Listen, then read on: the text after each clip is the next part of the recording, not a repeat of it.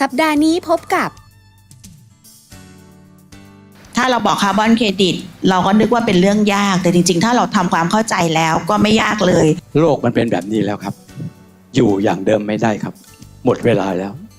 สำหรับคนดีที่ไม่ทำอะไรเลย1 กิโลของอาราบิก้าที่เรากินดื่มกันเนี่ยปล่อยแก๊สเรือนกระจกเท่าไหร่รู้ไหมฮะ11 กิโลเป็นการเริ่มต้นที่คุ้มค่าเพราะหลังจากวันนี้แล้วเนี่ยผมก็มีตารางที่จะเดินสายบรรยายไปในหลายพื้นที่แล้วก็จะเอาโมเดลวันนี้ไปใช้เป็นรูปแบบหนึ่งในการบรรยายเราต้องรักษาโลกใบนี้ก่อนที่จะไม่มีโลกใบนี้ให้เราอยู่อยากให้ทุกคนตระหนักนะครับว่าเรื่องนี้เป็นเรื่องสำคัญมาช่วยกันอนุรักษ์มาช่วยกันดูแลทรัพยากรธรรมชาติของเราให้ดีขึ้นนะครับให้เราสามารถอยู่บนโลกใบนี้หรือโลกอยู่กับเราเนี่ยได้นานโดยไม่มีการลงโทษมนุษย์นะครับ